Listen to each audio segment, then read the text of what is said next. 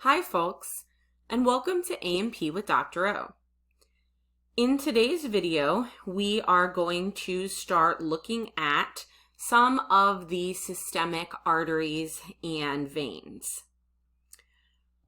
A couple of quick reminders about arteries and veins, and I'm just going to use A for artery and V for vein as a shorthand just to make things easier.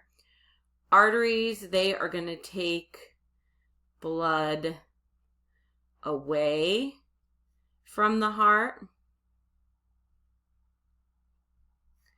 And veins are going to bring blood back to the heart.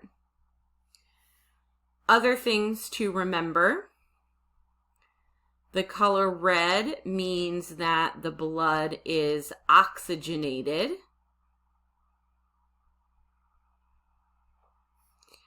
And blue means that the blood is deoxygenated.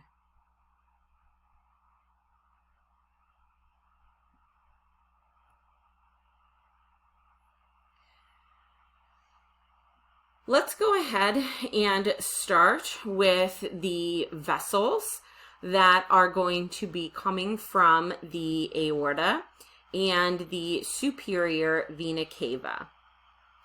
And something that I was taught to remember the major vessels branching off the aorta was a little trick called the ABCs. A stands for aorta, B for brachiocephalic, C for common carotid, and S for subclavian. So we come down here. I'll just go ahead and I'll use A for aorta since we don't have a lot of room down here to note that term fully. And then this first tiny little branch right here, this is going to be brachiocephalic, the brachiocephalic trunk. And I'll just go ahead and I'll put a B there. You could surely draw a line out and label that as the brachiocephalic trunk, so we could do that also. So we could draw a line from the B if you do want to write out that term, because it does help to write the terms out. My C is kind of hidden there, but there's my C of brachiocephalic. Next, we have our C of our ABCs, and those are the common carotids. We have the right common carotid here, and then over here we have the left common carotid. Again, we could just use our little shorthand here, or if we want, we could go ahead and draw a line up and label this as our right common carotid artery. Next, S is subclavian.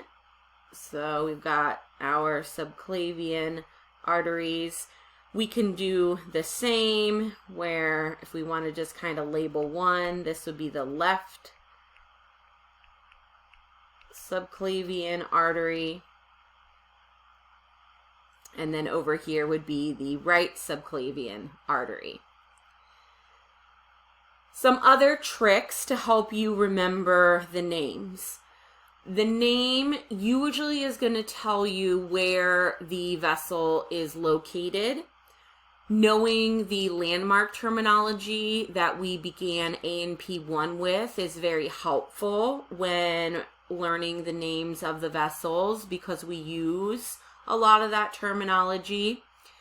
And then in other instances, it's good if we know the history of the terminology, because that kind of can help us to remember. Brachiocephalic means we're going to be serving brachial region, and cephalic means head, regions of the head, with blood supply from branches of that particular vessel. Subclavian means below the clavicle. That then gives you an idea of where that vessel is going to be found. Common carotid. Carotid is Greek for stupefy.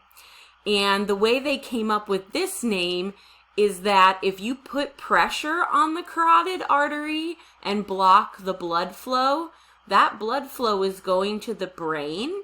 And if we block oxygen from the brain, the person may act a little bit strange. And obviously, if we did this for too long, it would be very dangerous. But that's how the common carotid vessel, the common carotid artery, got its name. Now, if we look at our systemic veins, we can start with the superior vena cava, and I'm just going to use SVC for short. And then, very similar to the major branches off the aorta, next is going to be brachiocephalic. I'll just use B's for those, again, just to kind of make it easier. Or again, if you wanted to go ahead and draw a little line. So this would be our right brachiocephalic vein. And this would be the one on the left. And then next we would have our subclavian vein. Again, if we want to draw and label, I'm kind of encircling both of those. And these are going to be the right subclavian artery and vein. So our vein is going to be this top one here. The reason it's blue is because of that deoxygenated blood. And then the red one, the reason why that is red is because it's going to carry oxygenated blood. We also have our jugulars branching off as well. When we think of the term jugular, we usually think of, the throat. That's then where those vessels are going to be found. So we have this branch here that travels along the outside. That then is going to be the external jugular vein.